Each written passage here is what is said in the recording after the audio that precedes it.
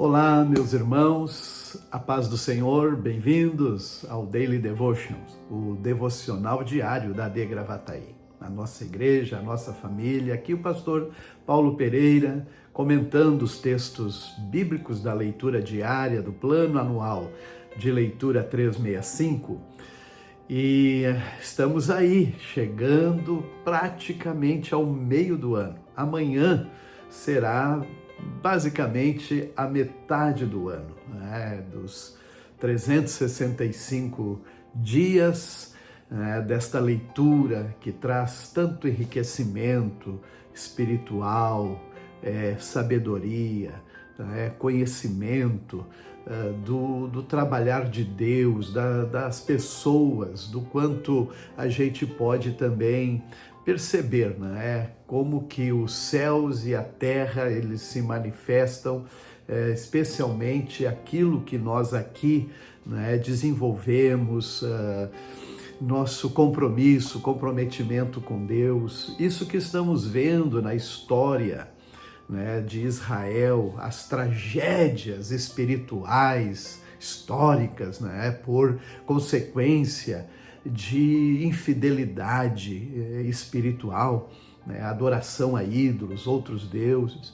E nessa leitura de hoje, que estamos aqui em 2 Reis 17 e 18, é uma das etapas, né, dos acontecimentos mais tristes, talvez, da história de Israel. O outro momento muito triste vai ser o exílio da Babilônia. Mas este capítulo aqui, esse texto, estes capítulos estão narrando o exílio da Síria, das 10 tribos do norte. Aqui nós vamos ver Oséias, né, ele o rei de Israel, das tribos do norte, enquanto Acás era o rei de Judá, das tribos do sul. E aqui Oséias ele se rebelia contra o rei da Síria, né, Salmaneser, em não pagar tributos, enfim, e por razões, né? Então o rei da Síria ele invade o território de Israel, as tribos do norte, e ele ocupa todo o território durante 3 anos, e ele cerca a cidade de Samaria. Devemos entender que a cidade de Samaria era a capital do reino do norte, né? Estabelecida por Jeroboão, que também trouxe a idolatria, né, e fez Israel. Quando você lê por todas as histórias dos reis de Israel, do Reino do Norte, você vai ver que todos seguiram os mesmos caminhos e procedência de Jeroboão e fazer Israel pecar. E aqui então o rei da Síria agora ele está cercando Jerusalém e por fim ele conquista Jerusalém. Samaria. Ele cerca Samaria e ele conquista Samaria. E faz o quê? E ele leva todos os israelitas exilados para a Síria. Esse é o exílio, né, das tribos do norte, no ano 722 a.C., é o exílio que, na verdade, nunca mais houve retorno, nunca mais se soube das 10 tribos que foram levadas cativo e nunca mais retornaram. E agora, como estratégia, o rei da Síria, o que é que ele faz? Ele, então, traz povos que ele havia dominado pelo mundo para ocupar a Samaria. E é aqui que acontece, né? Desde que a gente passa a ouvir que havia uma indisposição entre os judeus e os samaritanos, começa daqui, porque nunca foram mais um povo puro, assim, né? Dedicados totalmente ao Deus de Abraão, Isaac e Jacó, ou a linhagem. Começou toda uma mistura, né? Mas vai dizer também as razões, e aqui deveríamos nos ater a isso. Por que Israel sofreu essa consequência e Deus os entregou? Vai dizer, isso aconteceu aos israelitas, por quê? Aí vai dizer: os israelitas adoraram outros deuses, pecaram contra o Senhor seu Deus, que os havia tirado da terra do Egito e os livrado do poder da mão de Faraó e o rei do Egito.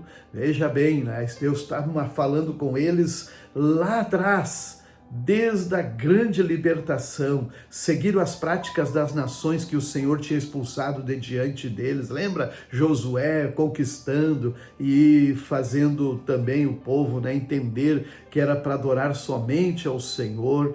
E aí ele vai dizer: bem como as práticas introduzidas pelos reis de Israel, né? Os israelitas também fizeram em segredo muitas coisas que não eram corretas diante do Senhor seu Deus. Construíram santuários idólatras em todas as cidades, desde o menor posto de vigilância até a maior cidade murada. Ergueram colunas sagradas e postes a Aserá, do alto do monte até debaixo das árvores verdejantes. Queimaram incenso no topo dos montes, como faziam as nações que o Senhor havia expulsado diante dele. Os israelitas praticaram muitos atos perversos e provocaram a ira do Senhor. Adoraram ídolos, apesar das advertências claras que o Senhor fazia contra isso, usando os seus profetas.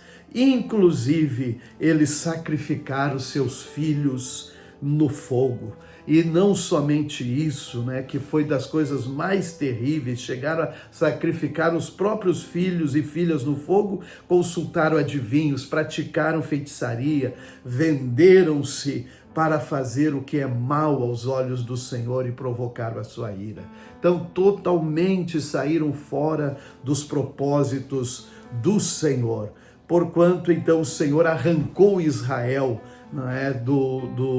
quando arrancou Israel do reino de Davi, e os israelitas escolheram Jeroboão, filho de Nebate.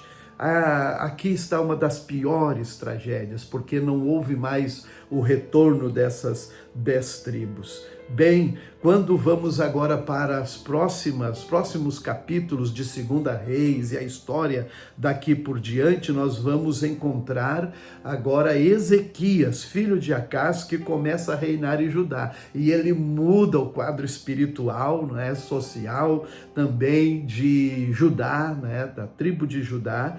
Ele tinha 25 anos quando começa a reinar em Judá, em Jerusalém, e ele fez tudo que era certo aos olhos do Senhor, como seu antepassado Davi. Removeu os santuários, quando os outros não tinham, santuários idólatras, quebrou as colunas sagradas e os postes de Aserá, e também quebrou a serpente de bronze. Lembra aquela que Moisés levantou no deserto, quando houve a praga das serpentes que mordiam e tinham que olhar a serpente, pois idolatravam aquela serpente que ainda andava por lá entre eles. Mas Ezequias também quebrou aquela chamada Neustã, que é o mesmo que fala serpente ou um objeto de prata. E Ezequias confiava no Senhor, e não houve outro como ele, diz aqui a palavra do Senhor, em todos os reis de Judá. Foi excepcional. E depois, daqui para diante, nós vamos encontrar agora mais o reino de Judá no cenário do relato bíblico, pois o reino do norte já estava no exílio e não tinham mais retornado. Então, o relato bíblico vai se concentrar nos reis de Judá até o exílio da Babilônia.